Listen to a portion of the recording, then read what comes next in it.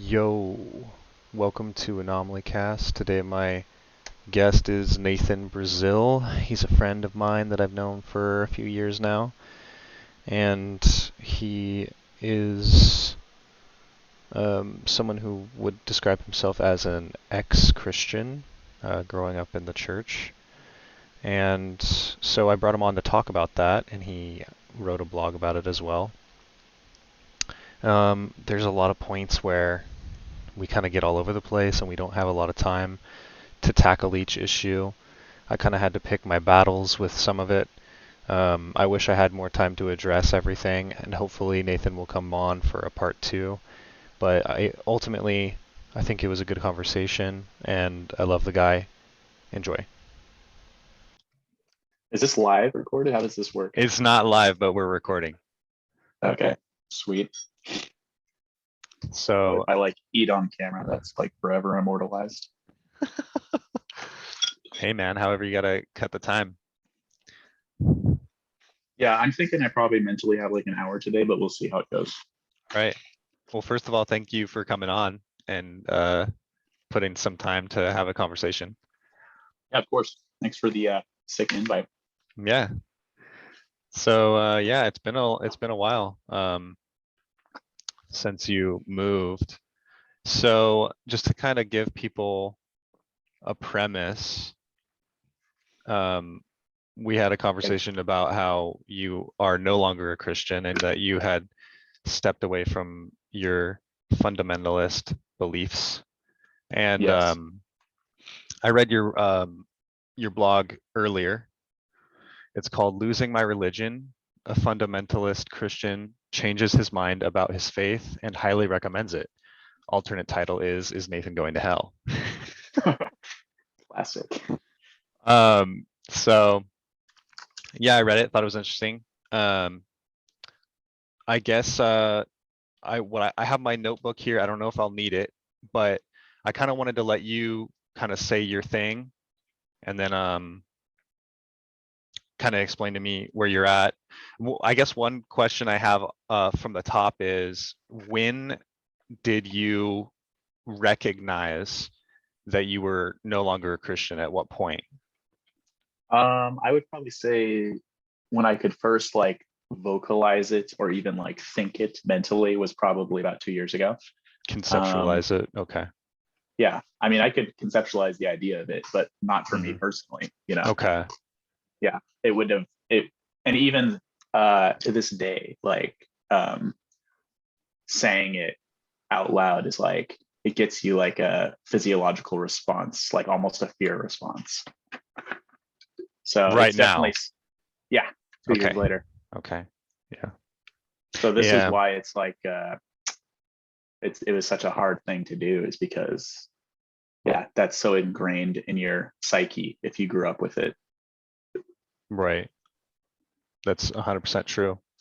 So why don't you give kind of everybody, I guess you can kind of condense the blog post that you put out and kind of talk about how you ended up where you're at. Yeah. So I guess just to start from the top with my background. So I grew up very religious. My dad is a pastor. My parents were missionaries growing up. I was very steeped in, uh, I say, religious fundamentalism my entire life. Not just going to church every week, but like your entire life revolves around this specific idea of living for God and doing every single action for God, which a lot of Christians don't really go that deep into it. They kind of just treat it as like a traditional thing. They'll go to church. That's kind of it for them. But for us, it was a lifestyle. And so yeah, so that's kind of the background I come from. And then the fundamentalist part of it is taking the Bible um, extremely literally. And obviously, there's, even within fundamentalist circles, there's different interpretations of things. For instance, there's verses in the Bible that talk about how women should wear head coverings and things like that. And our church didn't do that, but we did take other things literally, like not letting women preach, for instance, or things like that. So it's interesting because all fundamentalist sects kind of claim to interpret the Bible correctly, and then kind of look down on those who interpret it differently. But they believe that they have their own unique, true understanding of it, and that that's the only correct way to do it. But yeah, very, very literal in general. Yeah, so a lot of, yeah, I don't really know where else to go off of that. But yeah, so then I guess my deconstruction process, if people are familiar with that, is where I first started. I've always been the type of person who questions things, even, you know, if you read the blog post, even as young as like 10 years old, I was considering myself an agnostic for a little bit, even though I had already converted when I was like 6 years old. So I kind of wavered back and forth a little bit, not really just having the faith that the Bible itself was trustworthy, because that's kind of what the whole premise of fundamentalism is built on, is that's your source of truth. You get it from the Bible. If you don't have that, everything else falls apart. And that's kind of where everything did fall apart for me, is questioning the authority of the Bible itself as an inspired work. Yeah, so I slowly started questioning portions of the Bible. There's a lot of stuff that, again, I'm kind of just rephrasing a lot of things in the blog post, but there's a lot of verses that are even debated by fundamentalists. You know, like there's verses about picking up snakes, like poisonous serpents, and a lot of scholars seem to think that that was added at a later portion, and it was kind of just added by some like obscure scribe who thought it was like an important thing to do or something. So there's a lot of stuff like that that had already been kind of understood, that it was okay to question certain portions of the Bible. But just once you get down that path of, okay, you can question this verse, why not question the entire chapter? Why not question the entire book being included in the first place? And I got to a point where I realized that I needed to confront that fully and determine why I believed anything that I did believe, and then basically just understand where the Bible came from, and why I believed it to be inspired as the Word of God. And it very quickly fell apart there. I got to a point where I essentially now I don't believe any of it is, and I didn't see any good evidence for why we should believe it versus any other religious text. So yeah, I still think there's a lot of wisdom, a lot of poetry, beautiful writing in the Bible. I think that a lot of kind of timeless truths, I guess, as with almost any religious text, right? So, but yeah, I don't think it's God's word. I don't think if God exists that they or he or she is like the God of the Bible. So yeah, that's the journey of my deconstruction. I probably really started asking those questions about the Bible, about like fully asking them about 6 years ago. I'd always had kind of little doubts, like back when I was younger, and I'd done the agnostic thing for a little bit. But yeah, in general, probably started about 6 years ago, and only recently have gotten to the point where I could vocalize it and not have a complete, panic attack saying it. And do your parents live up there in Oregon with you now? They used to. So they actually moved about 5 or 6 years ago now to, well, they didn't ever live here. They actually lived in rural Eastern Oregon. I live in Portland. Oh, so okay. it's about almost a 5-hour drive, but they were in Oregon. And then they actually moved all the way to North Carolina, believe it or not, for my dad to get his PhD in biblical theology. Right, yeah. He just got this year. I read about that, and part of me didn't like connect that you came from Oregon and then you went back to Oregon. Oh yeah. Because I met you when you were out here, obviously in California. So yeah, well, I also was born in California, came back to California, left again, and came back again. So I've been in California 3 separate times too. All right. Yeah, I think for the first thing that might be surprising to you is that um, I am not typical in my faith in Christianity or the Bible in any sort of way.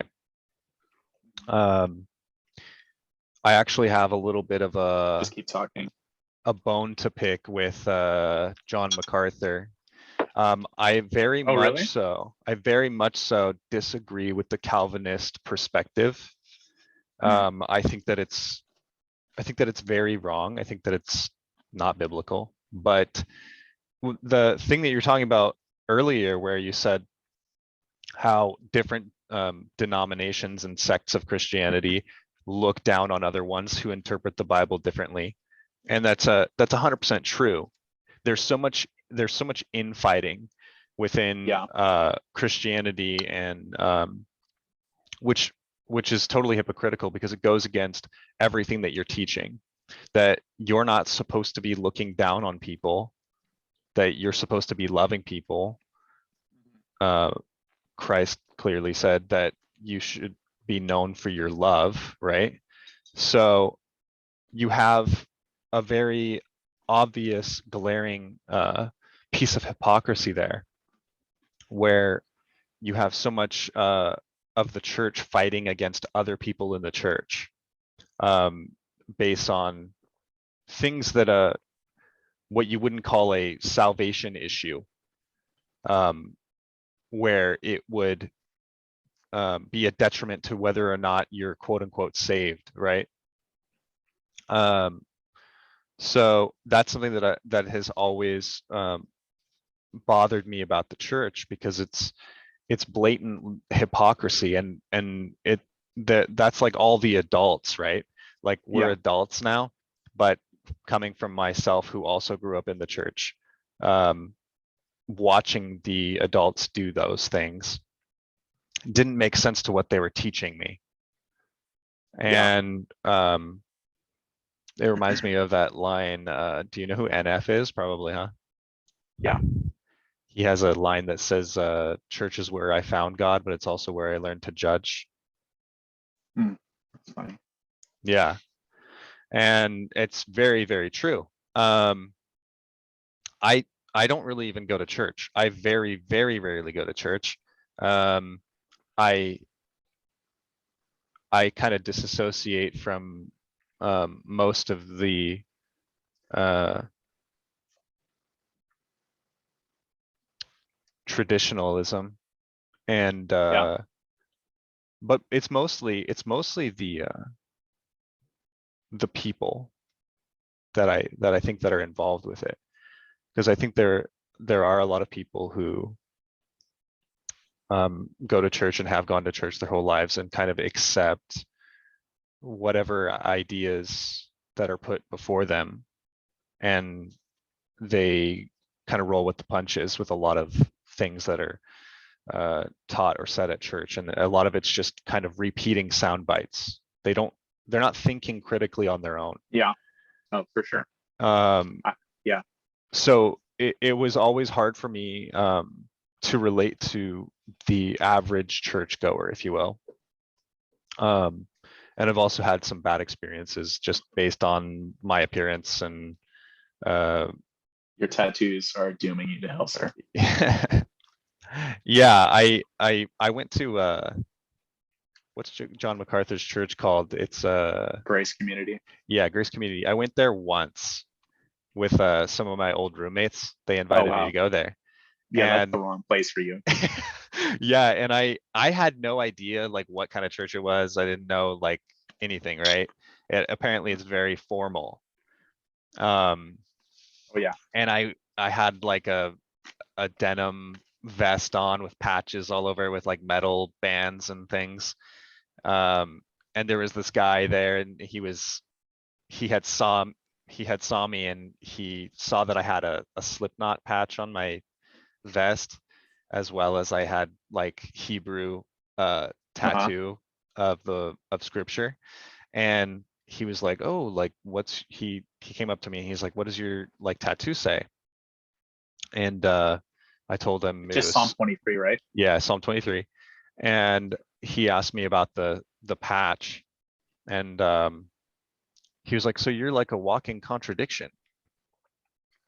God, that guy's so And obnoxious already. and yeah, and I was like,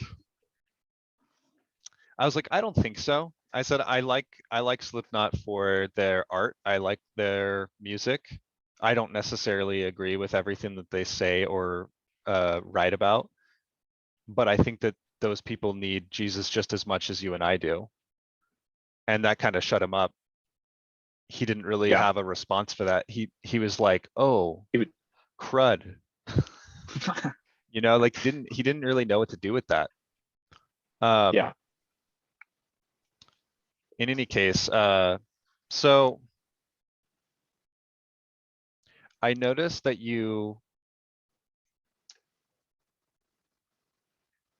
kind of go back to some of the same points of like your criticism or um, what kind of led you to the place that you're at. And one of them is you mentioned sexism, as well as the what would it be? The recognition of homosexuality as being a sin. Um, Yeah. and there was one other one, but we can start with those two. Um, yeah. So I kind of, I mean, I definitely do talk about this in the essay, but essentially, when I was steeped in that mentality, I guess paradigm, living the fundamentalist life, those sorts of criticisms of or critiques of the faith were not they weren't valid to me because Right. which I bring up in the essays because it kind of doesn't matter. You're going under the assumption that every single thing is that is good is from God, and so even if it feels wrong or it seems wrong to say that these people are going to hell for two girls loving each other or whatever. um Usually that's not you the one they complain about. yeah, yeah, yeah, usually not. It's the guys, that's way Yeah, worse. yeah. But yeah, I just use that because my well, I won't get into it. um but yeah, long story short, you can't even criticize it from within because you can always self-define the truth by what you're believing. So it's kind of this awkward scenario where there's no legitimate moral criticism you can give because you can say, oh yeah, they murdered babies in the Old Testament, or whatever whatever that seems gruesome and horrible to any like sane human. um you can't criticize it because you can just use the example, well, hey, God needed this to happen for his plan, or whatever it is. You can always go back to that. So I actually didn't have an issue with those things because yeah, they're kind of shocking or whatever, but you could always just say this is part of God's plan. That's just how it has to be, and you just roll with it. And I think for people who didn't grow up in the system, it's probably very hard to understand that perspective because yeah, it seems so bad to say these things like, oh, women should be like subservient to men essentially, or all the allegory that essentially casts men in relationships as the savior and like Jesus, and women as like the subservient church that needs to submit themselves to him. Which there's tons of imagery like that in the New Testament especially, but also in the Old Testament. Mhm. And so yeah, that those criticisms are essentially invalidated by the fact that you just have to roll with it because it's the truth, and it doesn't matter if it seems wrong. So yeah, my path out was not through those criticisms. It probably affected me a lot when I started getting friends who were gay or whatever. when I lived in Long Beach, actually, I had two lesbian roommates, and then one of them actually decided to transition while I was there, which was the first time I'd ever even like heard of a trans person really Lucky you. in my I'm circle. just kidding. Yeah. So but yeah, like so yeah, being exposed to people who are like exceptionally different from you, right? Mhm. Where exceptionally different from what I was taught or what I was under the impression Which was I would how the have world to needed to work. say, I would have to say our parents, for the most part, did not deal with that. Oh no. No. I mean, well, for the longest time, I was not even. I mean, we moved to rural Eastern Oregon. I say rural because my hometown has 600 people in it, right? Mhm. And there was a larger town nearby that was like 10,000 or something, and that's where Mhm. our church was. But we lived in, a couple acres of land. We were homeschooled. There's 8 kids in the house. That was your life. We did music, we did cross country, but we didn't really interact with people who were not very similar to us. Mhm. And yeah, even all of our friends were in general church friends, friends who did music. And then by the time we were doing things like cross country sports, we would do that at the public school. The school was so small. My dad was my cross country coach. The only other people on the team were my brothers, like, and then a couple friends that we knew. Like, it wasn't like a huge thing. And then there's also not a ton of diversity in rural Eastern Oregon anyway. I mean, there was essentially no racial minorities. There was maybe like 1 or 2 that I would even see at a track meet, who weren't white.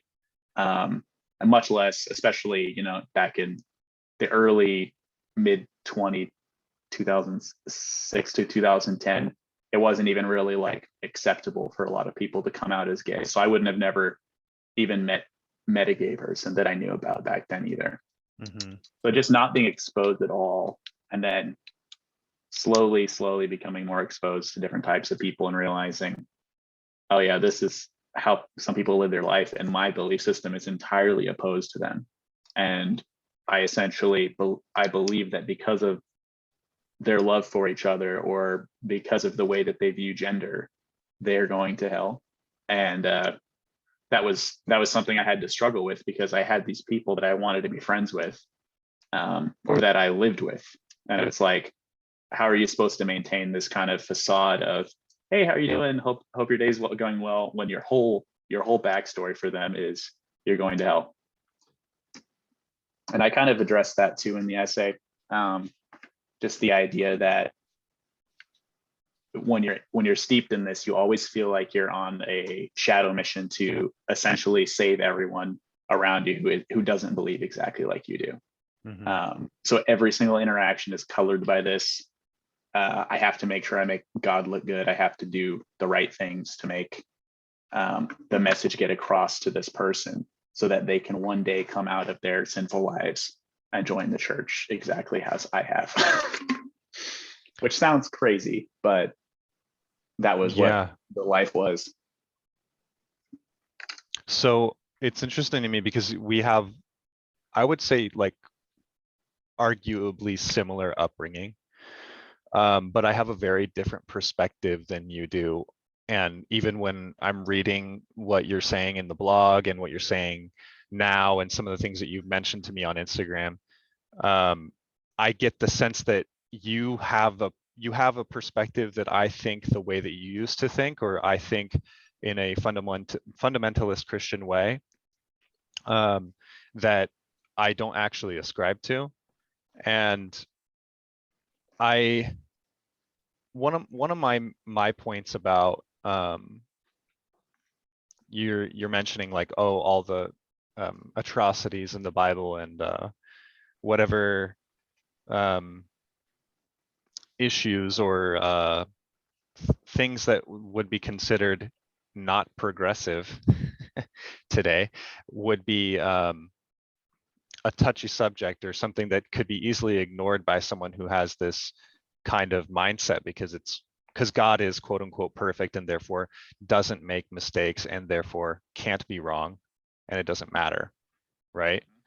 My perspective on that was always, well, not always. My perspective is at this time No, you've always known everything. that um,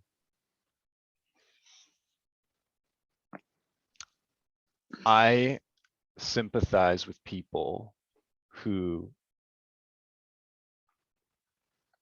are lost as I would perceive it. I sympathize with people who kind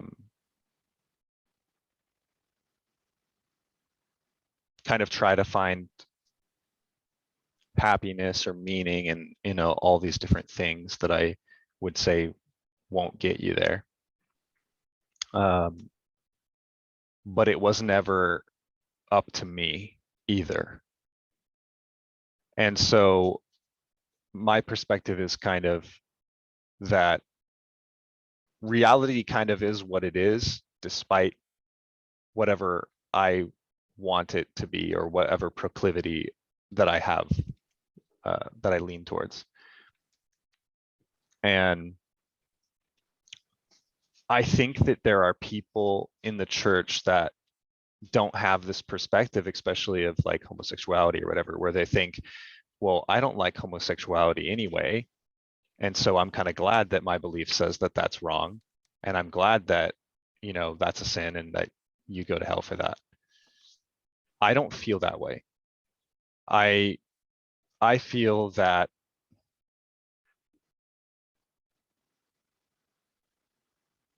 there are people that I have met in my life that I genuinely care about that are gay or whatever other lifestyle that you can attribute to being quote unquote doomed. And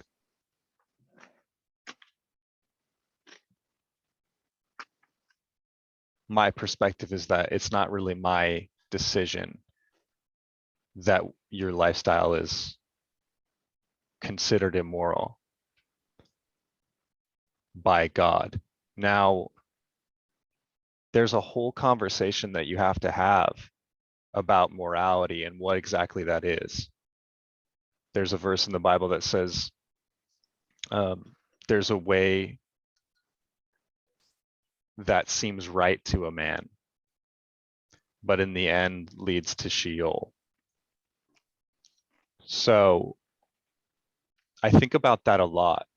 And that's one of those perspectives that you can easily say, well, a religion would want something like that there. It's kind of like a fail-safe. Like if you start to think that you know what you're talking about, you need to question that and go back to the text and go back to whatever religious ideology says. You need to go back to that.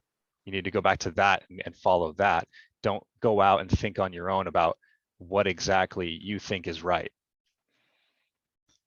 So that's one of those things that you can easily look at and think, well, is this like a cycle that you're going in where you're questioning your own understanding of what is moral? The problem is, in my perspective, is that people don't really know what morality is. I don't ascribe to this belief that morality is based in only what the Bible says and that you have to kind of form your life around that. And if you don't believe in God, you can't have morality. I don't think that's true. What I think is true is that morality is a stagnant thing. It's one true thing, and everyone kind of falls under whatever that is. You can follow the morality without following the moral lawgiver, if that makes sense.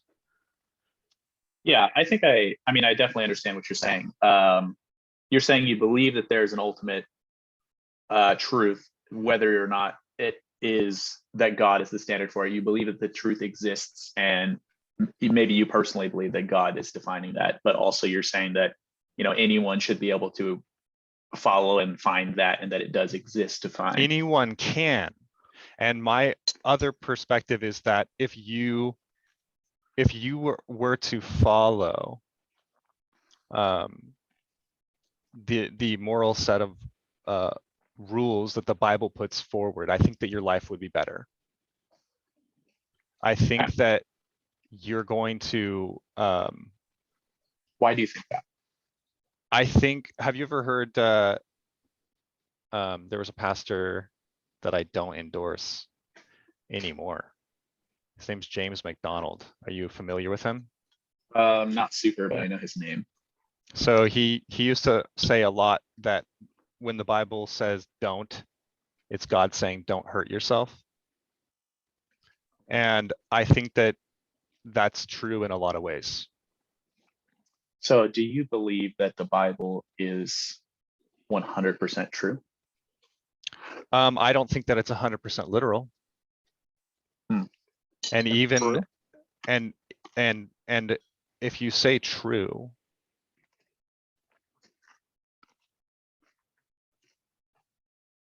I don't know. I think it depends, because you look at the letters from letters to the Corinthians, right? Those are written by the disciples.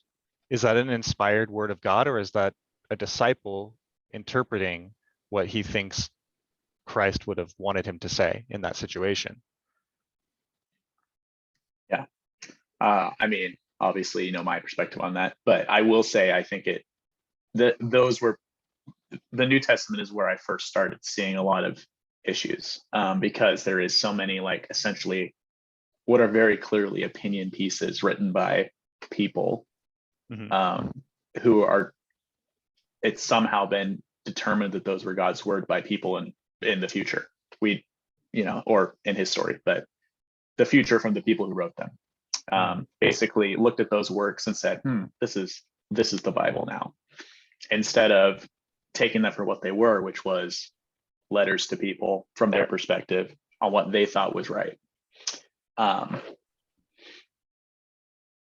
So I guess in light of the fact that you could accept that maybe some things in the New Testament, at least, are probably opinions. Where would you draw the line on what is and what is not opinion? Human opinion, I guess I should say. That's all case by case basis. I don't think that I don't think there's any line that I can draw there. So would you say that the way that you determine is by weighing if it will cause good effects in your life?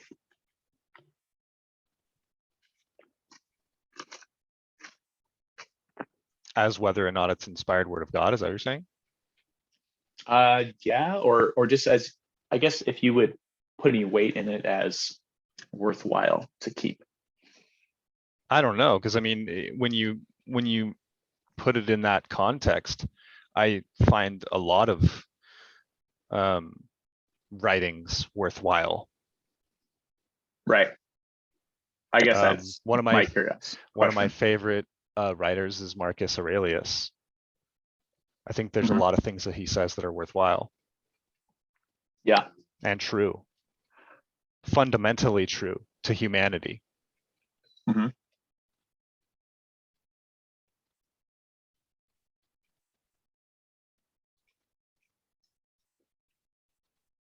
So would you be of the opinion then that the Bible itself is not, would you believe that it's inspired at all in any portion?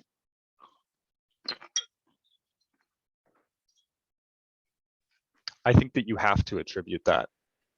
If you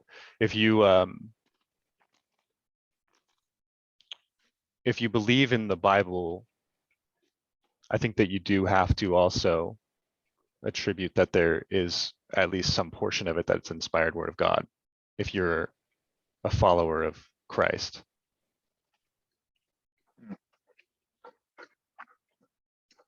I don't think you necessarily need to, because I have a decent amount of friends who very openly view the Bible as what I believe it to be, which is a collection of human written works. Mhm. And they do believe that they follow the teachings of Jesus because they respect Jesus. They think that Jesus had great ideas about kindness, compassion, just in general, good wisdom. And they ascribe to those teachings in a way that they would label themselves as a Christian, even though certainly none of the fundamentalists would label them as Christian because they're not doing the things they need to do, which is giving their life to Christ and getting baptized and all that stuff. So I guess I think I would disagree, or at least push back on the notion that you need to believe the Bible's inspired to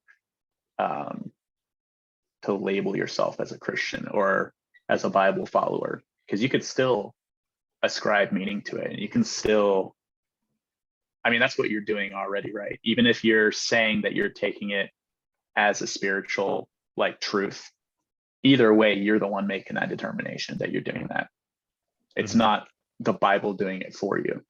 You personally have to make that decision that you believe that to be that sort of truth. So for one of my friends who doesn't believe it has a spiritual merit, they are still determining that it has worthwhile truth that they want to guide their lives with. So I think that you can do that without believing that it's inspired in any portion. Well, my point wouldn't be that you couldn't do that without believing that. My point is you're not a I guess Christian by the standard definition. That your point And is that those people are not Christian by standard definition? well, if you're saying that they're just using the Bible as a guideline to their life, but they don't believe like God was the son of God, I mean, Christ was Yeah. the son of God, for example, then I would say that they're not really a Christian, but they're using it as they would any sort of philosophy. Right. You know what I'm saying? Yeah, no, I mean, I think that many Christians would agree with you on that. Right, but I would also say that when there is a collection of writings by men, the idea is that those men were inspired to write that by God at some point. So it's hard to determine, okay, well, were these people inspired all the time when they were writing? Yeah. Like there's so many different pieces and different characters that have parts of the Bible, and the Bible as a whole, again, things like the book of Enoch that were taken out. There's several books, right, that are gone. Well, yeah. And you got the whole Catholic too, right? Yeah, but who determines that this is canon and this is not, right? It doesn't make any sense. And it never has.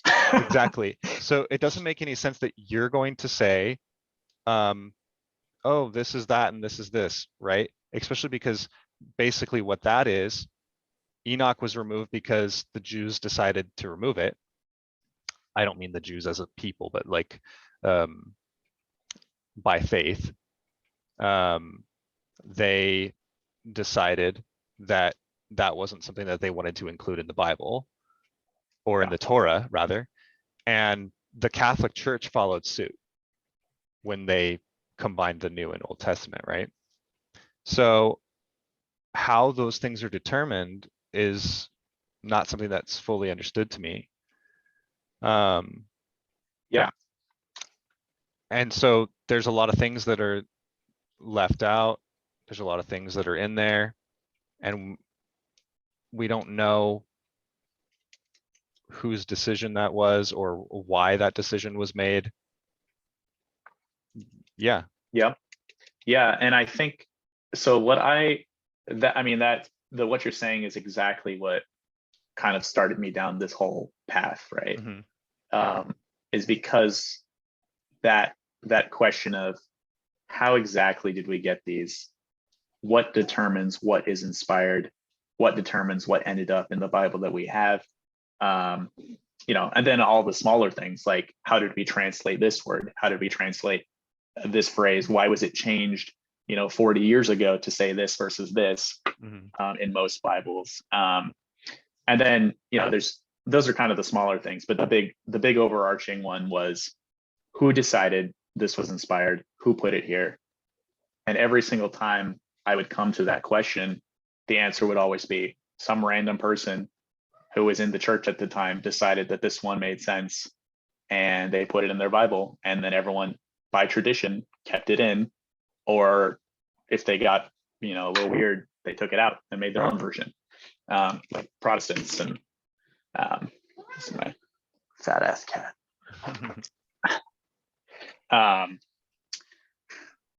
But yeah, I think as far back as you go, even pre-New Testament, I don't think that even the Old Testament can be said that it's inspired. I think that you have the same question: who put this book in? Why was this book here? The answer is always tradition. Somebody did it, but that's not a good enough answer for me. I think the only answer that I would accept most likely is God himself revealed this to me and told me that this was what was supposed to be in the Bible. You mean you personally? Yeah. Because trusting someone else's opinion of it is not legitimate, I think. There's obviously so many factors. You look at any other religious text. Yeah, it's like Joseph Smith, right?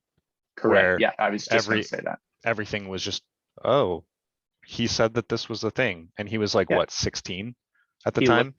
He got drunk and looked through his hat and looked at his golden plates, and even though he was a known liar, the entire population decided to go along with it. Yeah, famous con artist, accidentally created one of the biggest religions of all time. Amazing. L. Ron Hubbard said, if you ever want to be rich, create a religion. I know. Actually, I'm kind of thinking about that because I'm poor right now. But yeah, so I guess that's exactly the thing is I have not seen any proof. I have not seen any logical reason. And I don't think you can really provide one that isn't based in kind of shaky historical assumptions, or even maybe they're not that shaky, but it's just kind of weird that we ever rolled with it in the first place, I guess. And you're just speaking on the validity of the Bible. I believe that about all religious texts, but the Bible is the one that I personally had to confront. Mm-hmm. I'm going to tilt this down so Ransom can be in the video. Which makes sense. Yeah. Okay, so I guess from my perspective is I have so many my basis in believing that the Bible is true comes from so many different places outside of the Bible that all of the nuances behind who was inspired and this and that doesn't, I guess, mean much to me. It doesn't. That's something that I guess I've known for a long time, and it's not something that you've known that you don't care whether it's inspired. It's not that I don't care whether it's inspired. It's that I feel like it's one of those things where you can't really prove here nor there this or that about it. Sure. The thing that makes me believe. Say again? So essentially, it's irrelevant. You mean? Because you can't. It's not completely irrelevant, but I guess what I'm trying to say is my life experience and my understanding of psychology and history and philosophy, morality, all of these things kind of combined has made me believe that what the Bible says is true inherently. And Um, just to be clear, I think when you're saying that the Bible is inherently true, you're saying that you believe there is an ultimate moral truth that can be derived from the Bible yeah, that is a worthwhile guiding force for every human's life. yeah, Right. because I believe that we were created, Okay. and I believe we were created by the Judeo-Christian God, and I Mhm. think that he has the best guideline for how we should live our lives.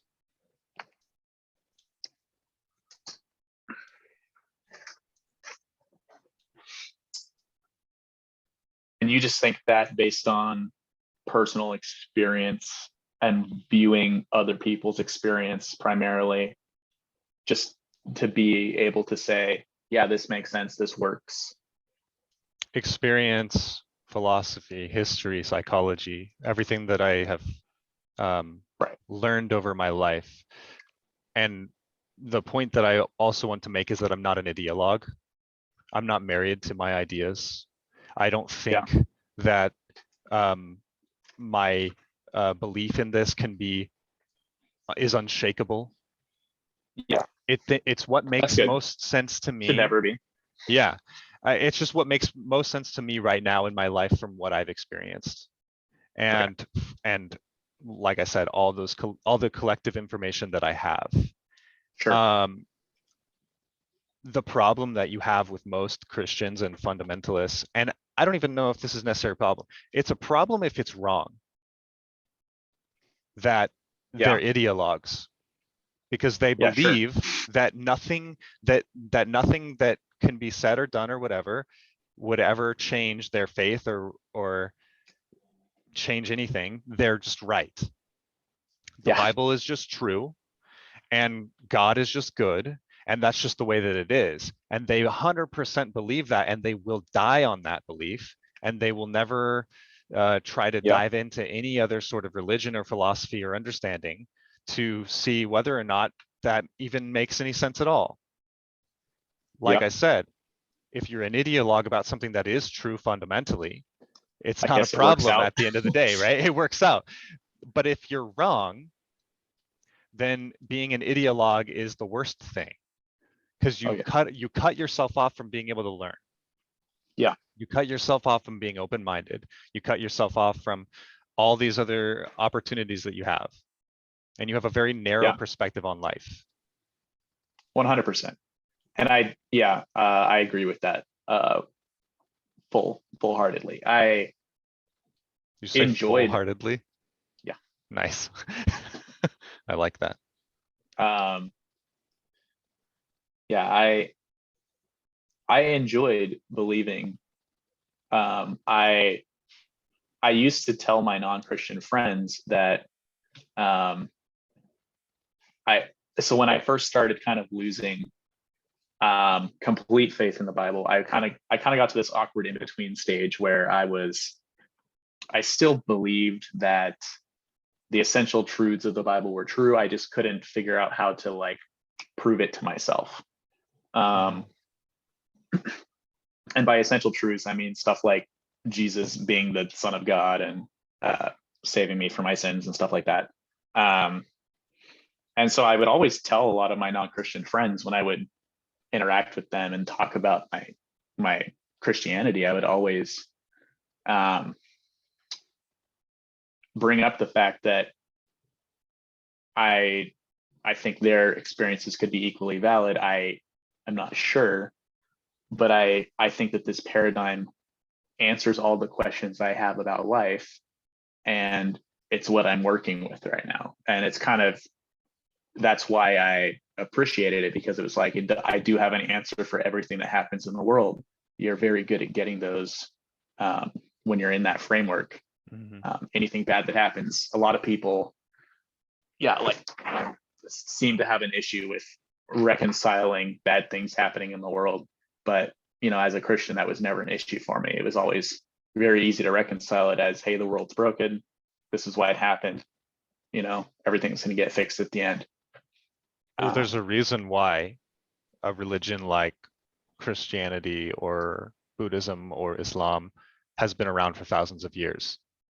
Because it's a very, lot of people well, relate to it. there's a lot of people, but it's very hard to intellectually destroy it, to demolish the idea completely.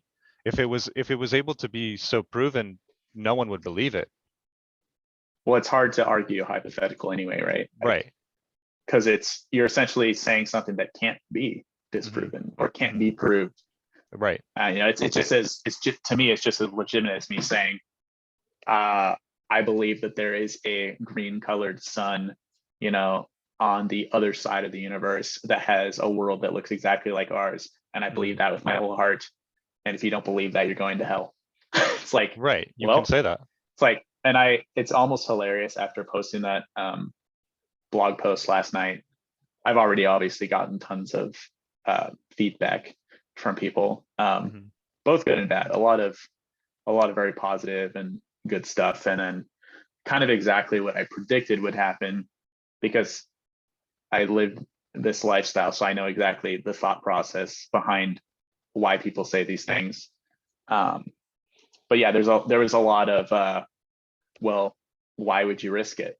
Why would you risk it? Which I forget the word for it. I want to say it's Pascal's wager, but I don't think it is.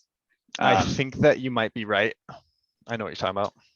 But yeah, it's the idea that it's essentially presenting a hypothetical. Yeah, well, what if you're wrong about that? Would you rather? Why wouldn't you just convert just in case? The wager is better for the believer, because if the believer dies and he's wrong, nothing happens. Yeah, and if the believer dies and he's right, then yeah, eternal damnation. And yeah, my response to that is always, well, what if I don't believe in like Vishnu or whatever? Any other, what if I don't believe in the alien cannibal god that this guy told me about? Like, why would I trust your God? What if you don't trust that guy? Like, what's going to happen to you? So, I mean, I think it's very easily demolished once you look at it, but it's kind of hard to logically reason with it, because people just present you something that is complete hypothetical, and there's no response other than saying that's not real. So it's kind of hard to argue with the perspective, other than, I think breaking down where the authority comes from was my starting point. And I think that's kind of how I intend to keep breaking it down when I interact with people, is say, well, where are you getting that perception that this is ultimate authority? Which is why I'm interested in talking to you, because it seems like you are having more of you've made this determination through your own reading, your own research, that this is a good guide, a good moral code, a good way to live life. And you're not necessarily just trusting what some pastor told you, or trusting what somebody, wrote on a blog post. So I appreciate that perspective a lot more, because to me, you're still being you're self-determining a lot, and you're being honest, because I think everyone does do the self-determining. Like, you have to determine that you believe it in the first place, but some people want to think that it somehow came to them spiritually from God himself, that they didn't actually make the decision to choose something. And that's actually probably Calvinism. a gripe you have with Calvinism too. Yeah. Which is also hilarious to me. Because I have all these friends. A good majority of my religious friends and family are Calvinist. And it's almost funny, because if I really want to, I can just say, well, talk to God about it, because clearly he hasn't redeemed me yet, and that's on him. Because for those of you listening to this or watching this who are not familiar with Calvinism, one of the biggest tenets of it is that the human is personally incapable of choosing God without God choosing the human first. They call it elected. So if you're not elected by God before you're even born, you're never going to go to heaven, even if you want to, or even if you think that you want. You'll never have the thought or desire to actually do it if God doesn't give you that. You've been predestined to go to heaven or hell. Predestination. Yeah. So to Yeah, most one people, of I my would say I was never given that, and it's not my fault. So why are you even talking to me about exactly it? that's the thing Like that it's doesn't not, make sense, right? It's like, I have no how are you power going to over be this. damned if you have no power to resist the damnation? It makes no sense at I all. can't do it. Talk to God about it. Get him to do it for me. Yeah, true. Because Please not my pray for problem. me. No, I Yeah, actually have way one of too many people my, praying for me right now. oh, I'm sure. One of my roommates, my old roommates, he said something about, I don't know if we were talking about abortion or like just babies that die. And he was like, yeah, like 50% are going to go to heaven and 50% are going to hell. I'm like, Oh, my dad believes that. that's wacky. My dad believes that. That's wild, dude. I cannot even believe that people think that that's, Can we put this on pause so I can take a yes, tea break? go All right, I'll be right 100%. back. Mhm. What's up, buddy? Did My you wash cat your is like hands? never. Good. I'm a man. I don't need that. My cat is legit the most needy creature. She made your chair roll while you're gone. He, Oh, Miss Tender, my cat, yeah. please. Thank you. So sorry. He chose that himself. Thank you. Anyway, I won't get into that with you because I know that that's not a good topic right now. But There's too much to talk about, man. There's too much. yep. What were we talking about? We were talking about predestination, babies dying, Yes. how And how your 50% of dad them are believes probably going to that. hell. Yeah. I wouldn't say. Is it I don't exactly think he. 50%? Does he No, believe I it's don't think. I 50%? was going to say he probably doesn't believe a specific number. Probably much less than 50%. Let's be real. Right. Because there's a certain number, right? many are called, but few will come, right? Yes. So way few. Also, if Many are called and few are forced to come. yeah, few will answer by their own will. No. No, well, Jehovah's Witnesses believe in a very specific number, which is hilarious to me true. because if their number is accurate, like most of the people that have been Jehovah's Witness in their life are not going to heaven because it's a very small number. Like it's less like than a million. What was that? It's less than a million. What was that cult where they all killed themselves and they went to space? The Kool-Aid one? No, there's another one. There's some of them are still alive right now. You can email them, but they're never going to go to heaven in their own belief. What? Okay, so they have a limited number of people. They killed themselves. So everyone else got to go, but they didn't. They were the guys that had to stay behind and let everyone else know what happened. So you can email them and ask them questions about the church. The other guys killed themselves and then they went to heaven. I believe they also my gosh. I believe they also castrated themselves first for a while before that. Which normally you'd be like, wow, a cult leader would tell you to castrate yourself, but he actually did it too. So I have to give him points there. He was legit. He believed what he was doing. Yeah, he was in for it. Oh, it's Heaven's Gate. I have heard of it, but I didn't know that was what it was. That's yeah, pretty wild. So Heaven's Gate, you can email them. There's a few of them still here that when they die will not go to paradise because the ship already left. Quite a sacrifice on their part. Good for them. Exactly. I wouldn't have made it. Hell no. I would have castrated myself and left. Wait, you would have done the first part? Oh yeah. Oh, I would have. Okay. Yeah, bro. I mean, that's another thing that gets me. I have a distraction. A lot of friends who didn't grow up religious kind of make lighthearted jokes about like, oh, we're going to hell. And if hell is real, if the hell of the Bible is real, it would be, no one would have that perspective. But to them, it's just a lighthearted thing because they don't believe it's real, right? And I don't believe it is either. But well, no one would have that perspective if they understood it in its full light, right? Because even people who are religious don't fully understand it. Right. Yeah. I mean, there's also different theories, obviously, like C.S. Lewis believed in like purgatory, whereas a lot of most modern evangelicals don't believe in purgatory. That's pretty Catholic. Yeah. But they do believe in outer darkness and I actually know what complete purgatory is separation from like. I God. watched Lost. There you go. I didn't watch Lost. I I'm don't get not the even being reference. honest. I only saw like a few episodes. Oh, you're saying the show sucked. No, they literally said by like the last season or something like that. They're like, by the way, this whole thing was purgatory. It wasn't real. That was like the I do. premise of the show. Well, way to ruin it for me. Yeah, you're No, welcome. I wasn't Spoiler gonna watch from it. 12 years ago. Yeah, I should have watched it by now if I wanted it. Yeah. Yeah, I guess yeah, that's the thing. It's like if there is any validity to this stuff, then it would be something to take seriously. But since I don't believe there is any validity, then it's something to be completely discarded. And I do, I mean, I'm sure I think we're very different on the whole, like, I don't really believe there's any sort of superiority in,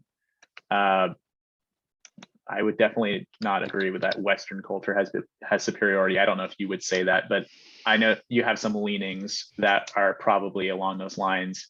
But yeah, I would say that there's a lot of truth and value in a lot of different cultures, and that it isn't. There's definitely not a superiority that I find from biblical truth or from Western truth or Eastern truth or literally any of the truths. I think that there's probably I was going to say that there's a unified truth, but I think that there's probably not necessarily. I think that in some cases, certain things may be the right thing to do. Some cases, other things are the right thing to do. And I guess you have to have an Like understanding lying that, when the Nazis come to the door. right, exactly. Yeah, perfect example, which is something that my family always had trouble answering, even as kids. Really? It's like, well, how is it okay? Well, because I would ask this question. I mean, my parents would have lied, right? But Yeah. they couldn't reconcile it very well. And my dad's logic was always, even though there's no biblical precedent for it, right? Mm-hmm. The logic was always, well, these people don't deserve to know the truth. And I just kind of accepted that, even though there was no biblical precedent for it. Mm-hmm. But if he was inconsistent, there needed to be a biblical precedent for it, which there wasn't. Mm-hmm. I mean, you could probably argue, well, they were going to murder someone and murdering is more wrong than lying. But there's not really like a hierarchy of Not sin in the biblically, Bible. it isn't. No, there's no hierarchy of sin. Mm-hmm. Yeah. So that's why it's such a hard question to answer if you're a true fundamentalist. Right. And you basically just have to spitball something that sounds okay. Speaking of fundamentalists and their waging of how bad a sin is, that's something that I think is also extremely hypocritical about the church, is that they have always painted homosexuality as being worse than other sins. Yeah. And there's this idea that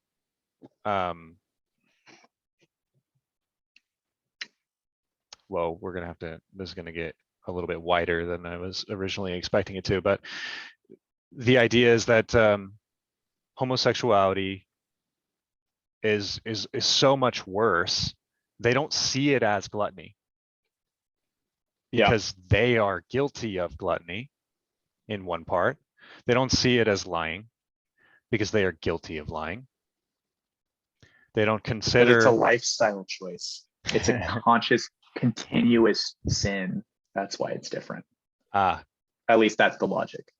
It's not a sin that's one and done. It's a sin that is continually in your heart that you're doing by being it, because it's your identity. But here's the other problem, though. I think that there's a problem when your identity is your sexuality. Because, well, what does that mean? I think that specifically for homosexuals or pansexuals or bisexuals or any of the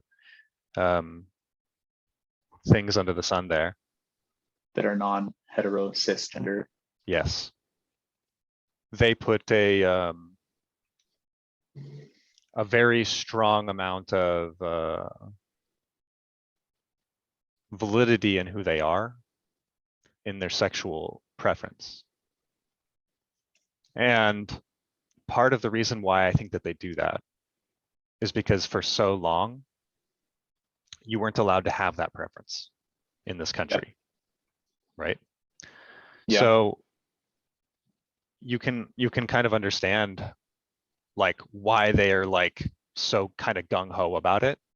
Well, it's But like advocating, right? what's that? They're like advocating for it, right? Because it's almost like having a political opinion or something, because it is opposed by so many in the country. Being forward about it is a way of making a statement for many people. But I think what it is the pendulum swinging too far in one direction where it becomes too much of who you are. I don't think that your sexuality is who you are in any case. I think that it's a piece of you, but I think that it's also a decision. I think, and I understand that a lot of people would be very upset with my perspective that I think that it's a decision. yeah. But this is something that has gone back and forth publicly for so long. Because the first time that, well, not the first time, when I was in grade school or not middle school, grade school, middle school or high school, there was the argument that homosexuality was not a choice, that you're born this way, and that you can't judge someone on that. But and that was like the whole rebuttal, because it's not like a sin, it's like an identity. It's like who you are. Sure. But now you have the idea of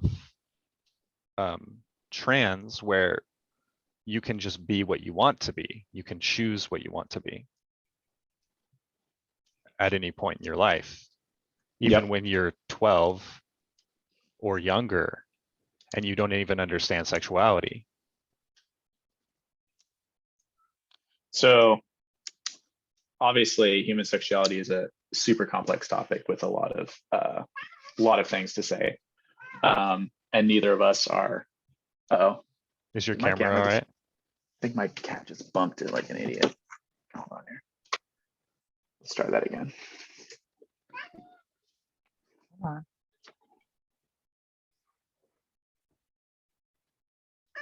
I'm gonna try it one more time.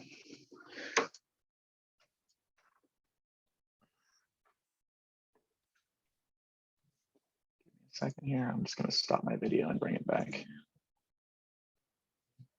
There it is. There you go. Like I was saying, obviously it's a super complicated topic and there's a whole ton to flesh out. But oh yeah. I guess what I would say to all of this, because obviously we have different opinions on this. We know that. Maybe the audience does not know that. But right.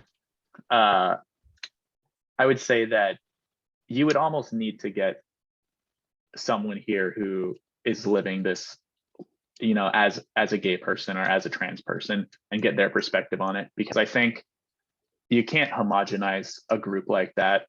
Here's the problem though. Here's the problem with that, Nathan. People like to say, hey, why don't you ask the said minority group about this, that, or the other thing? You can't speak on it unless you are that. But the problem is that all those people have differing opinions because they're individuals. Right. Well, I guess that's what I'm saying is you can't homogenize the group. So saying something like, oh, well, they use it as their identity is homogenizing the group, right? So true, to be fair. yeah, no, I mean, so I think it's totally valid to say that everyone has their own opinion on it. And I think it's a very personal thing, sexuality, obviously. Like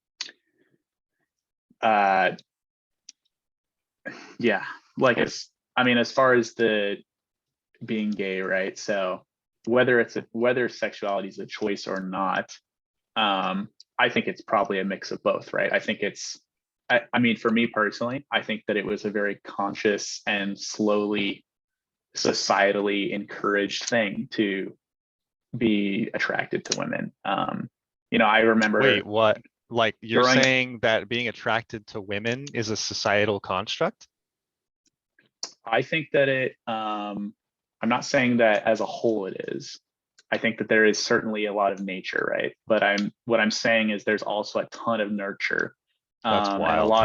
a lot of no. I mean, Go I ahead think though. You can have your you'll opinion. agree with me if you listen a little bit. Okay, I okay. think no, because like for instance, like the way that sexuality is framed in culture causes for instance, like I think you're probably fairly anti-porn and stuff like that, but like the idea that you know repeatedly subjecting yourself to visual imagery is going to shape your perception of sexuality, right?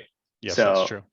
right, so to a large extent there's a whole ton of imagery, and there's a whole ton, not even just in porn but in society in general, and so you're shaped from a very young age to view women as sexual objects rather than Hopefully you're not, as but yeah, the no, society very much so hopefully you're not, pushes that. but it's essentially impossible to avoid Hmm. as a young male, right? Hmm.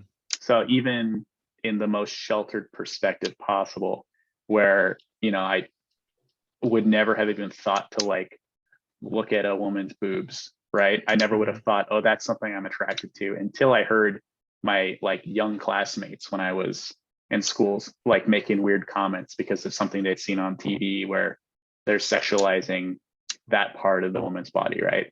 So I think a lot of it is a very learned experience. And there's But like a very you're also unwholesome talking part of about it. pre-puberty. Oh, 100%. Or just during puberty too, though, right? Like as you learn what you're attracted to, I think I've always been hyper conscious of um, the information I'm intaking from other people, right? And I think that I very distinctly noticed my shift in perspective as I got older and as I was around people who were speaking certain ways about the woman's body or whatever, right? So I'm not saying that there's no like I said before, there is 100% nature with this, but I think there's a lot of nurture too, and I think sexuality is extremely complex.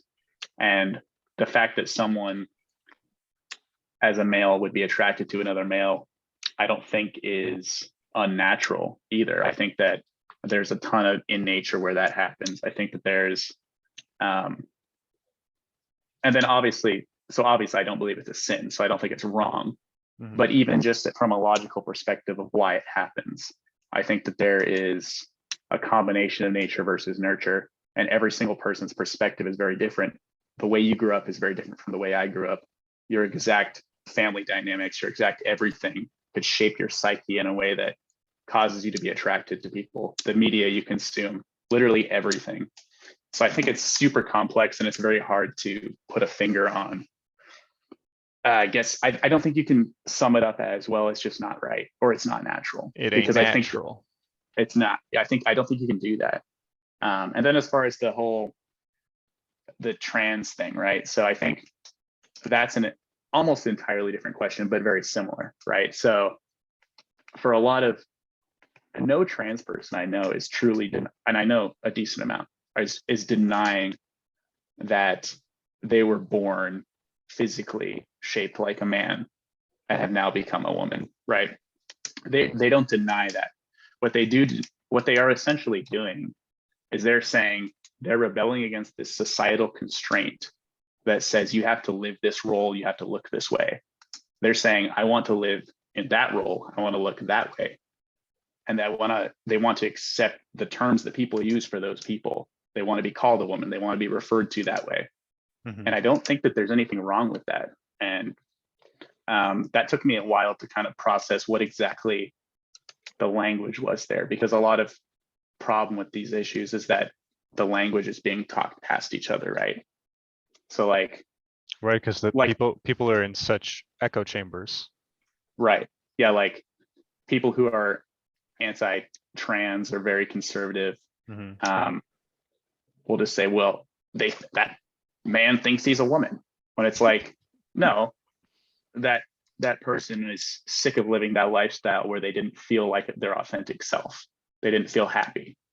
um, I think that gender roles in society are kind of bullshit in general. I think that if the world was legit, we'd all just be living exactly how we wanted. We wouldn't really refer to each other as man or woman. I think that ideally we would just live our lives as humans, right? So to a certain extent, I almost think that being trans in the first place is silly, because it's like, why don't you just be a person? Like, be fully human, be whatever you want to be. But I understand that the reason people gravitate towards picking a role to live is because they realize that society is structured in a way that these roles are deemed to be important, and they decide to pick one that makes them happy. So that's kind of my understanding of that. But obviously, like I said, I don't think you can't speak about it if you're not trans or gay. But I think it's harder. There's a lot of people who do think that, and I know that. I know all of those talking points, but yeah, I just not to ascribe anything to you. But I think that it is very important to get the perspective from someone who's lived it. And I think me being friends with a lot of these people, I've now had 2 trans roommates, actually, has shown me a lot of the reasons for why people want to transition, and what it actually means to them versus what kind of the like hot talking point is, where you're saying, oh, this person's confused about their gender. It's not that. It's that they don't want to be that. It's not that they're confused. They don't enjoy it. They don't like it. It doesn't make them happy. I think that you're traditionally correct, but with the way that the culture is going on the trans issue, well, there are people that are becoming confused. Well, and I think, again, children specifically. Well, that's the homogenous thing too, right? Like, I think that how young should someone be when they transition is obviously a super complicated question. And I don't think it is. Well, I think it has. I used to think that 18 was a magic number, right? Okay. But I have since decided that I think that kids can be more self-determinant, right? Like, you slowly give people, you don't magically become a self-determinant human at 18, right? Like, you're slowly given a responsibility. You're slowly given an ability to choose things for yourself as you get older. Obviously, an infant isn't allowed to do anything for themselves. But as you kind of go through life, your parents will trust you. Hey, you can go run an errand at the store. Hey, you can do this. And I think that, knowing each individual person, and my girlfriend just walked in, and being able to let people be self-determinant is important. And we let people make certain medical decisions for themselves at a younger age already. Like, there's a lot of, crazy anti-vax parents who were like, oh, you can't go get the vaccine, when their kid just wanted to go get a shot to make sure they weren't giving COVID to their grandma or whatever, right? None of that's true, because the vaccine's not going to stop you from getting COVID anyways. Again, something that I'm like, sorry, we're gonna get in the weeds real quick. Continue on your main point. But I guess the point is, I think that people should be allowed to be self-determinate before they're a legal adult necessarily. And I don't know what that is. Sure, self-determinate, I think, is different than mutilation. I mean, people mutilate their kids' genitals all the time. Yeah, a circumcision is, I assume, what you're talking about. Yeah, it is. It's already a thing. I'm not saying that should be a first step for a 5-year-old who wants to wear a dress, but I am saying I think that letting the kid wear the dress is not a problem. And I don't necessarily think that it is either. So yeah, I guess maybe we're not even arguing. I think the kid's having fun. I don't think the kid is thinking about any specific sexuality or gender role. I just don't think that's true. Hopefully this camera comes back. Sorry. There you go. I keep bumping it. It's a very shitty cord. Yeah, I mean, Yeah, like I said, I don't have a full opinion on that, but I do think that there is a lot of room for nuance, and it doesn't have to be, oh, you can't do anything with yourself till you're 18. I don't think that makes sense either. You can't I, get, I you technically can't get tattoos till you're 18. well, I think that's stupid too, right? Probably. Like, It's probably a good decision because your skin stretches, especially if you're male. You probably have a little bit more room to grow. I mean, whatever, It's right? not the best decision. That's all I'm saying. Speaking from personal experience. No, I was 20. Now that you're swole and your skin is stretched. Yeah. I mean, I guess you could say 18 is your magic number, but I just think that a lot of this, I don't know if it's my magic number. Because that's kind of like what we've decided as a society is when you are an adult and you can make your own decisions. Subjective. Yeah. I mean, technically humans aren't fully developed in their brains, so they're like 25, 26, right? Yeah, 25 so is around maybe the time no one should even leave their house until they're 25. That's you know that the military stops recruiting at 24 because they know that you're too smart. Exactly. Like, he's gonna say no. We don't want to waste energy on this guy. He's gonna be too much of a problem. Believe it. Yeah. Well, what else do we want to talk about? I'm probably gonna peace out soon. It's already been almost an hour and a half. There was so many things that while you were talking that I kind of wanted to talk about, but it's kind of like slipped through as the conversation goes on. Well, that's okay. That's something that I'll have to get better at, but I think it's natural. There's too much. Oh, one thing, gender roles. You said that for the most part that you think that they're all BS and that people would just kind of be people. Yeah. Yeah. Okay. I think I think you're very wrong on that. I think biologically,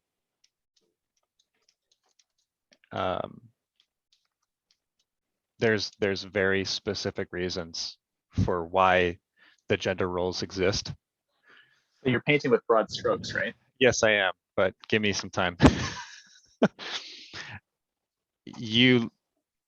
I think that when you live in times of peace and times that we don't struggle, the men become weak. Well, they do, but I think that the gender roles are less needed when everything is going well and everything is safe. But when things, like back in the day, or if you're living in a rural area, those things become a lot more important. Like you're not sending your wife out to go hunt deer and bring food home, right? Does that make sense? I know people aren't. That aren't what?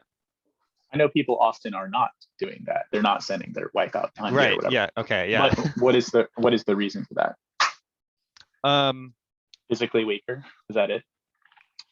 I don't think that's emotionally weaker. I actually don't know if that's even true. So I think women might be more emotionally strong than men. They're just they're more susceptible emotionally because they have to care for infants. And I think the thing is that there are a lot of reasons why you would send a man out to go bring home food and not the woman. What's that? Because they're disposable. You said disposable? I'm just kidding. Some might say yes. I think that's like the Titanic, right? They put the women and the children on the boats and the men did not go on the boats.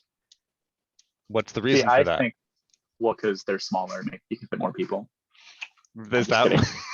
I'm just kidding. It's your role. That would be a logical reasoning. Yeah. Why is it your role though? It's your role as a man that you're going down with the ship. Why is that? Put the women and children first. Women can reproduce. Women can create life, and children still have that like innate potential. That's all they are almost. They're just potential. and they So have an innocence to them. that's actually kind of a logical reason, but it doesn't really explain other things about gender roles, like why you would often try to make women just be caretakers or make men just be providers. I guess what do you mean by just? Or like, what are you limiting to? I mean, there's all kinds of things like, oh, well, a woman can't be a truck driver or a truck mechanic.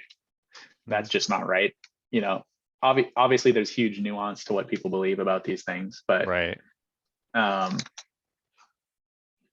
I guess maybe you'd have to define for me what you actually believe the rules should be. But I do think, before you do that, I think that painting in broad strokes never makes sense, right? So you can say as a whole, like there's almost no point in saying it, right?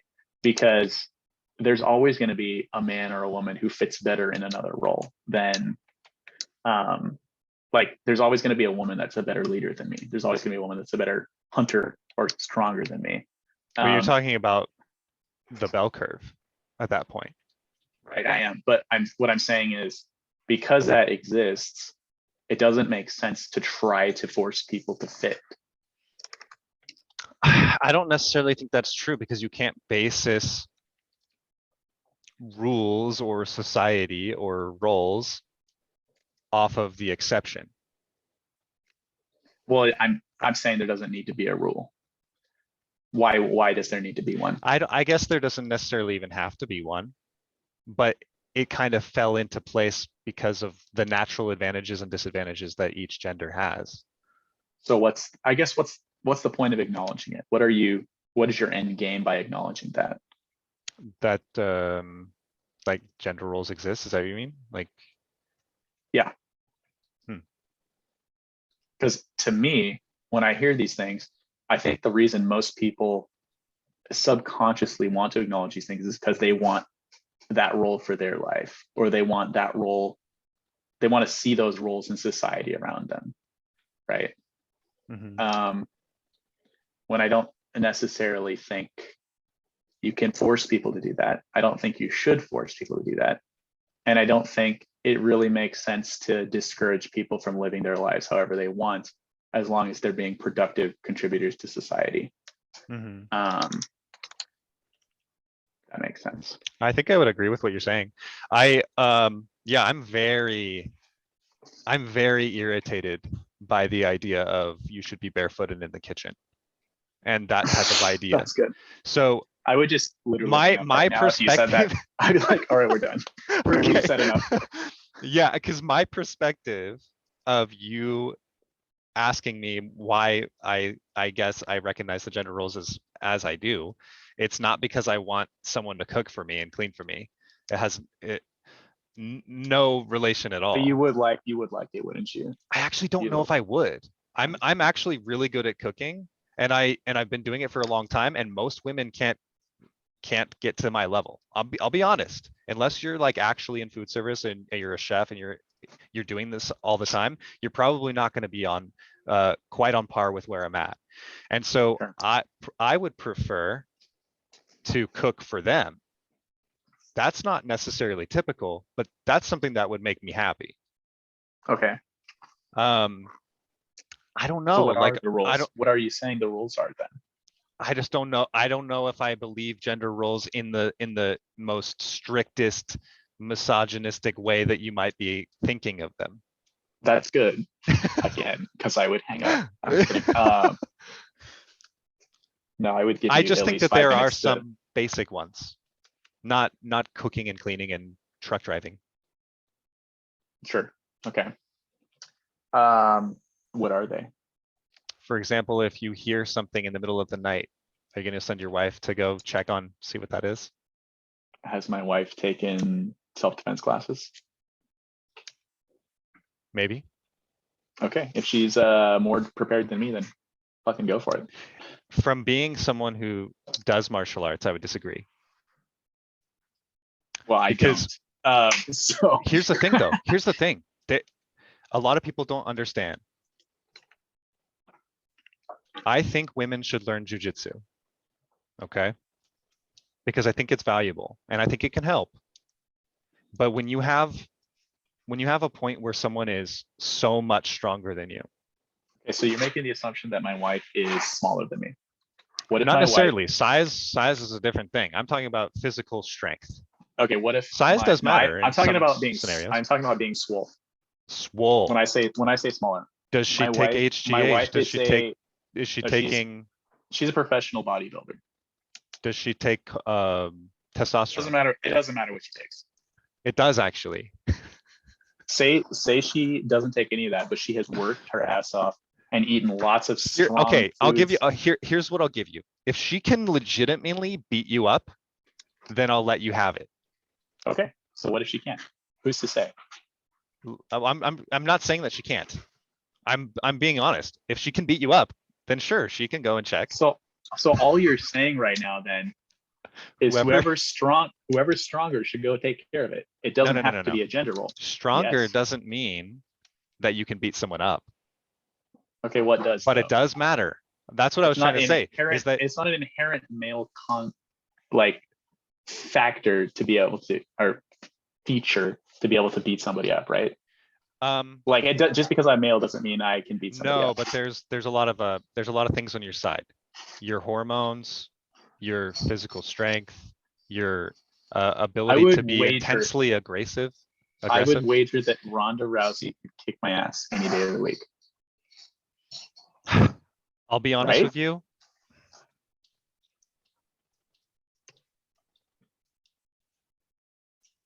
I mean, right. I think it depends. I think that you're probably right, but how much do you weigh? How tall are you?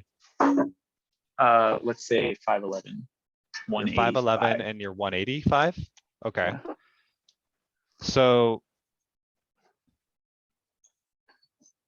my point is, okay. I don't know, man. I don't know. I'm being 100% honest. But you're also talking about someone who's at the absolute tip of the iceberg.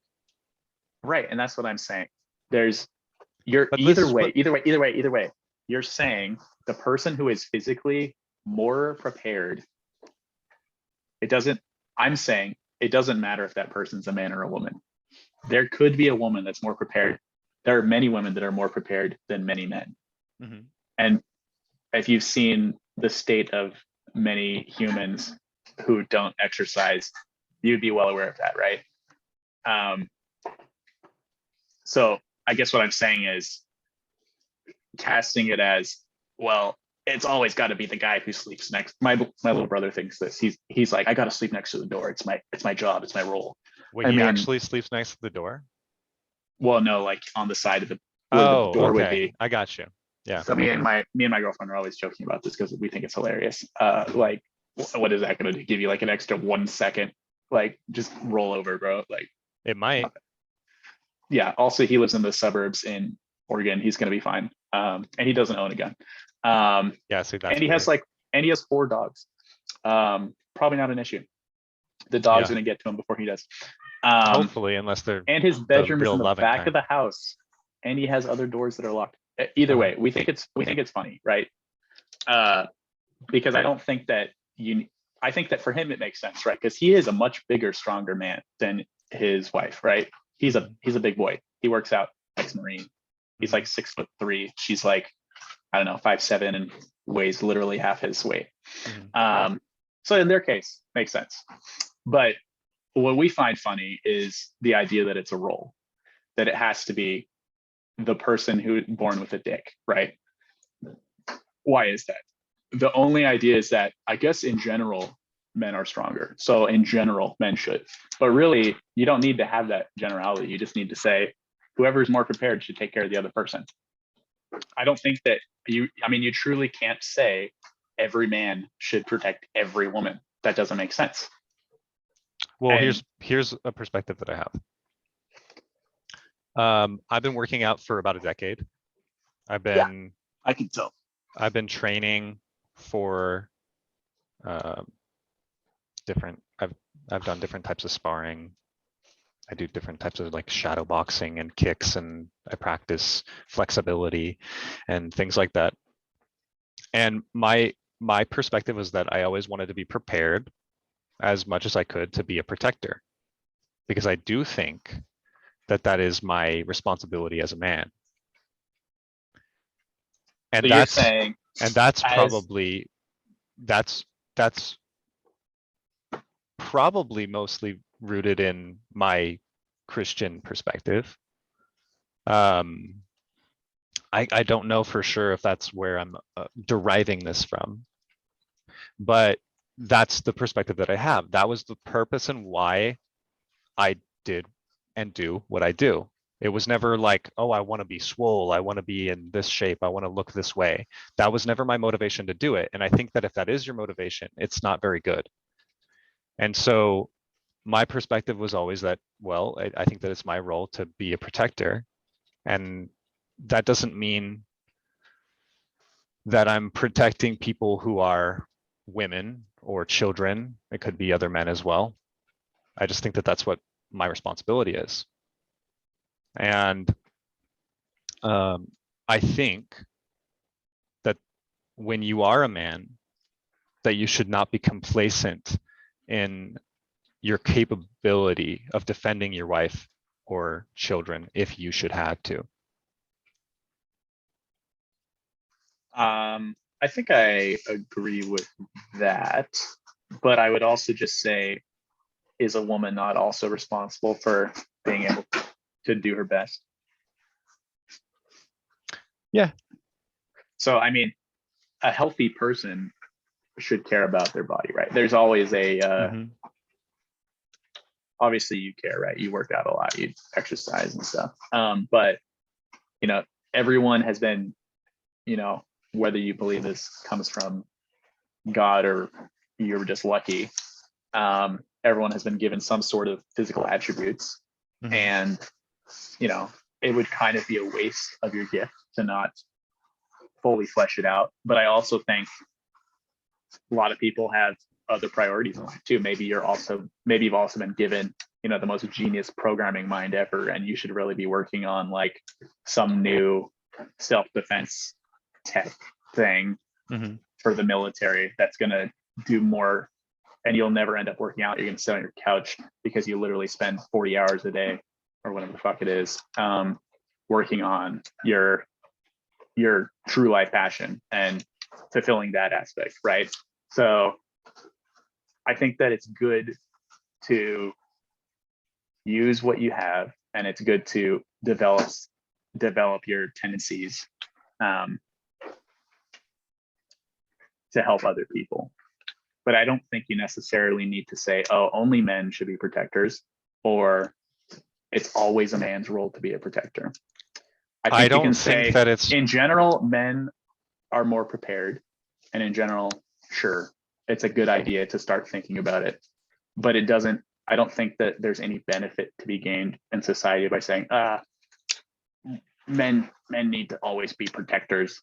I think that you could have the opinion that people just need to be better about staying healthy and that people need to care about their, but I think there's this kind of dangerous trend of if you try to view men as like superior in ways, or any gender as superior, I think that you kind of lose the people at the edges, and you lose people who don't fit in a certain box that you've given them. And I don't think that's how we should be living, is putting people in these boxes. I think that it makes a lot more sense to say, hey, be a good human, take care of people. And I don't think there's much to be gained from saying men should fit in this box, women should fit in this box. Okay, so I think that with the idea of the programmer who does this thing 40 hours a day, blah, blah, blah, or anyone that's like that, I would say that your life desperately needs balance. I think that that's true across the board with anyone, whether you're gifted in something or not. I think that you should have balance. You can be very physically gifted. I think you still need to work out your mind. You can be very mentally gifted. I think you still need to work out your body. I guess I think balance. Extreme. Yeah. Right. Like, fine. Obviously, I use the extreme for the example that, yes, obviously it's not healthy to live like that. But I think, imagine the scenario: brilliant programmer, man, strong, physically strong woman, which one should develop their body, which one should develop their mind more. And the idea of putting people, I like, don't sure, think yes, it's you should about stay who healthy. You should more, but stay who healthy. has the actual potential to limit. No, what I'm saying is, imagine a scenario where a woman has more potential than the man physically. Imagine a scenario where the man has more potential than the woman in their career or whatever.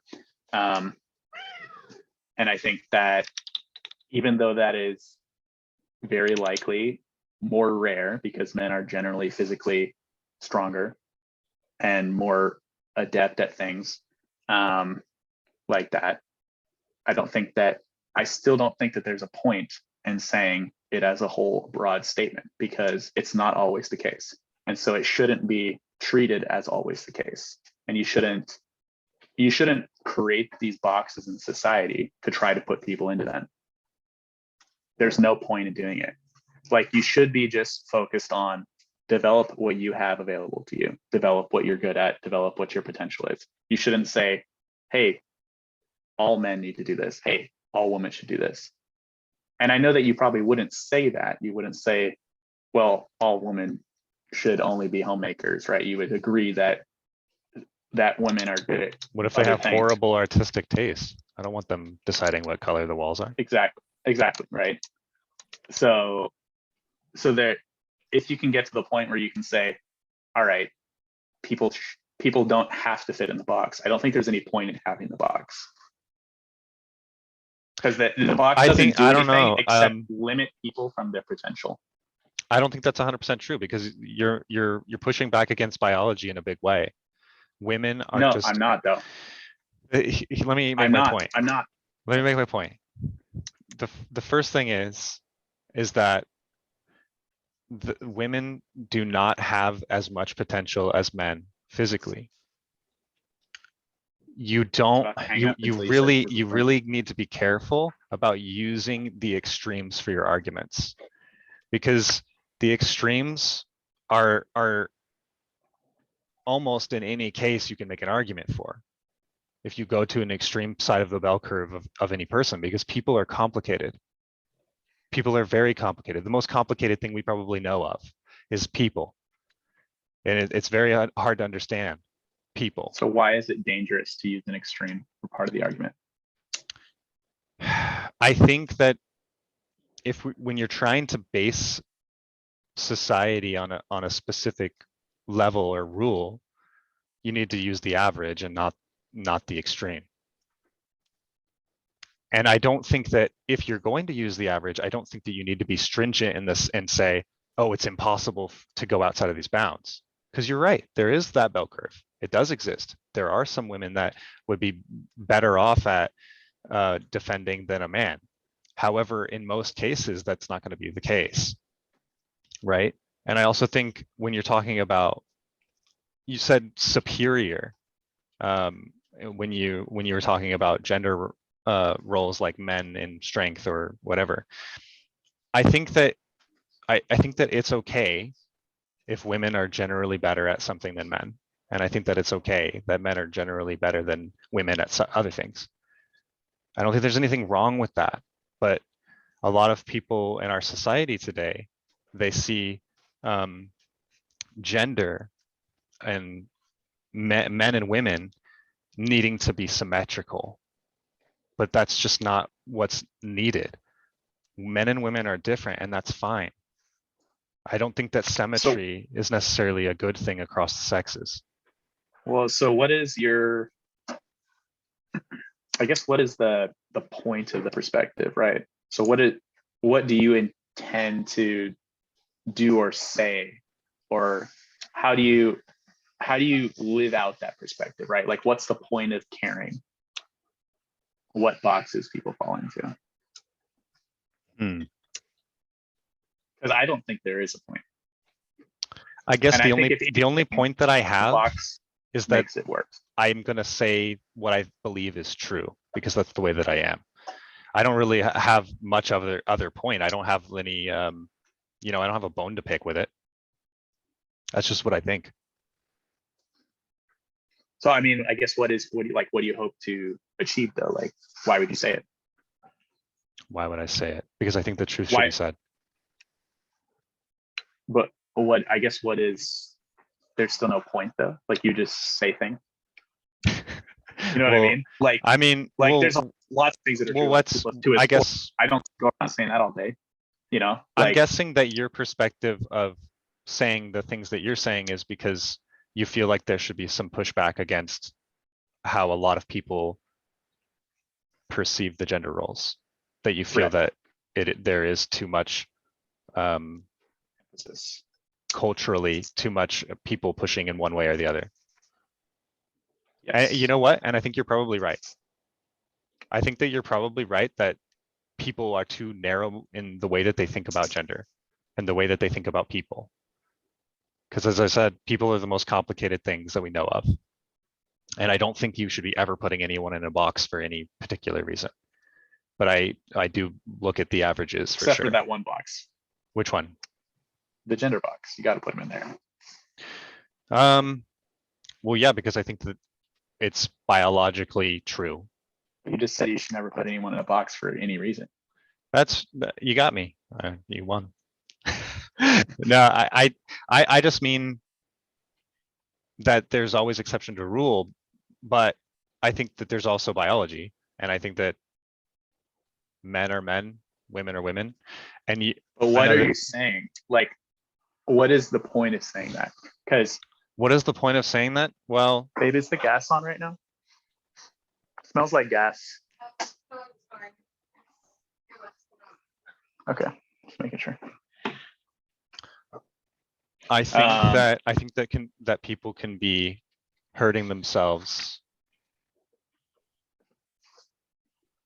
if by not wanting to fit a box. Hurting themselves by, like, for example, transsexuality, wanting to be something that they're not.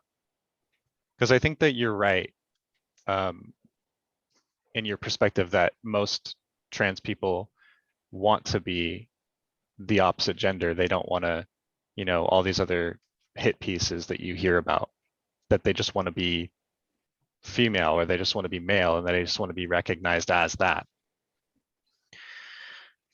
I think that there's a lot of value in finding contentment with who you are and who you were born as.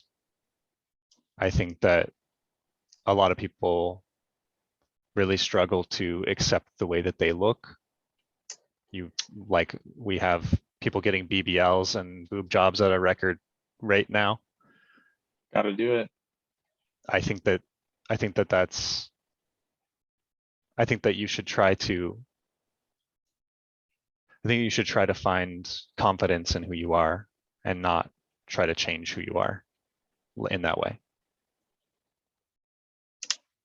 So I've obviously heard this argument before, but I think that everyone kind of already does this, right? So you've decided to fit this specific role in your life that you believe you need to be a protector. You believe that you need to keep yourself physically fit so that you can protect. And you believe that that's a man's role. That's something a man should do. Because you believe that you have physical advantages that make it make sense for you to go for that, right? Mm-hmm. So you're already choosing to fit a specific role, right? You're saying, I want to do this because this makes sense to me. It makes the world, it's how it should be, right? But now you get to the trans person who maybe lacks a lot of physical advantages that you have. Maybe very small, maybe very petite. Yeah, you're talking about a man? Sure. I assume. Yeah. Yeah. Born biological man. Okay. Maybe someone who doesn't feel that they can achieve those things that you've told them is the box they should be in. Now, that person can choose to try to strive to be the person that you want them to be, that fits the box that you think is right and best for them. But they could also choose to be happier and not do that. And that's what I'm saying, is that people should be allowed to choose the box they want to go in. If we're going to have boxes at all, which I don't think we should, I think that people should be allowed to place themselves wherever they want. And I think that they should live the roles in their lives that make them fulfilled. And saying that someone is pretending or not being who they genuinely are kind of misses the point of what these people are doing, right? They're actually trying to live how they genuinely want to. They're trying to be the most genuine version of themselves. And sure, you can say, well, they have a dick, they can't be a woman. It's like, okay, sure, they're never going to have a, woman's born vagina. But does that mean that they can't live the role? Does it mean that they can't be a caretaker? Does it mean they can't wear a dress? And the vast majority of society says they can't, including most people who believe in any sort of gender role. So what I'm saying is gender roles are kind of pointless because people should just be able to do whatever they want. But since they already exist in society, and since people seem to care about them so much, the fact that someone would want to switch to a different role is not something that I could ever fault them for. And I certainly wouldn't feel like I could tell someone that their life was going to be more or less fulfilled because they wanted to live in that role. That makes sense? Mm-hmm. So I have a few perspectives Also, on that. We're ending this for sure in 9 minutes. I gotta go. Okay, we can do that. We'll try. Okay, so I will just unplug the camera. One thing is that I think there's actually a testosterone issue in men right now because of making the friggin' frogs gay. I won't get you started on it. I won't get you started on Alex Jones. Kinda. So I don't know how much you know about microplastics and I know about them. anything like that. Okay, well, I'm not going to like dive deep into microplastics, but essentially, again, 8 minutes left. There is a lot of there's a lot of things in diet and lifestyle and ways that we are currently living, particularly in the United States, that is causing testosterone to drop on record levels. So I believe the deviation is 1% per year of a dip in testosterone in men, and for women it would be miscarriages. And I would honestly need to see a source for that. But so what you can do is you can go to Dr. Elizabeth Shauna. She's the lead scientist on this stuff. She's a fertility doctor. So I can give you a link to that later on, but she's my main source, and her book is called Countdown. So very fear-mongering. I mean, maybe maybe something needs to be done quickly. Well, the nice thing is maybe something does not. But here's the thing, that people do the same thing for climate change, where they say, if we don't do this in 5 years, we're all going to die. I'm not saying that. And I'm not against climate change or whatever. I'm not on that team. But that's good. We also don't have time for that one. Right, exactly. But my point is just that there is, I think, a problem with hormones in men. I think that causes men to not grow as big, have less muscle mass, and have less of a sex drive. There's a lot of other factors that come along with that. So my own perspective is that there is some of that going on. I also don't think that your size or musculature as a man is going to be too much of a factor. as far as you working out or trying to gain strength or whatever. What I have is something that I gained over a lot of discipline over years and years and years. And a lot of people like to blame genetics before they blame anything else.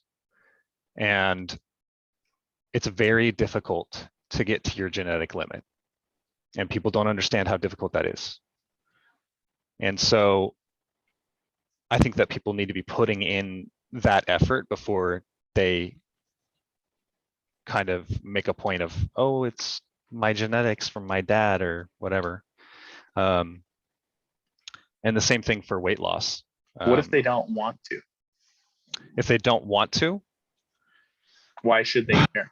and there's a lot of things I don't want to do that I do. I know, but here's why should the they other care what thing. you think, though, is what I'm saying. Here's one of my other main points is that I think happiness is a poor thing to chase after, because I don't think happiness is going to fill you, and I don't think that that's going to be something that helps you long term.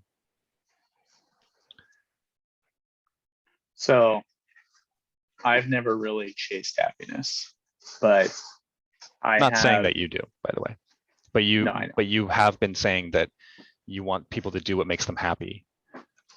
Let me also just premise real quick that I am very libertarian on all of this stuff. I don't believe that any laws should be passed to stop people from doing what they're doing. This is just my perspective on how I think that it would help you to live your life. I don't think that you should be forced or not be able to do things by law.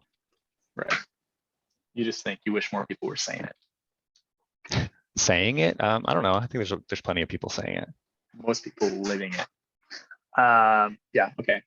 I don't remember where I was going to go, but I don't remember what I was going to say. There's a lot. We can just wrap it here. Yeah. So I smell mac and cheese, and I gotta pee. Okay. I really appreciate you coming on. It doesn't have to be the last time. If you ever want to, it is. If you ever want to continue the conversation, I know there's so many different things that we can talk about. It seems that it's pretty easy for us to have a conversation. It's probably a personality thing on both of our sides. And no, you. Yeah, I appreciate it. Dude, yeah, absolutely. Send me a link to this when you get it done. Yeah, I will. And also for anyone listening, I'm going to put your blog. I'm going to link your blog on the podcast so people can make that look at that. go viral. All right. Just kidding. I actually don't care if it goes viral, but if you would like to hire a Nathan Brazil photo, my website is where the blog will be located. So, just Perfect. hop on over and check that out.